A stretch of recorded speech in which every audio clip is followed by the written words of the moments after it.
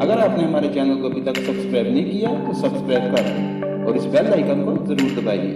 हम आपको लिए चलेंगे आपकी फेवरेट वीडियोस की तरफ।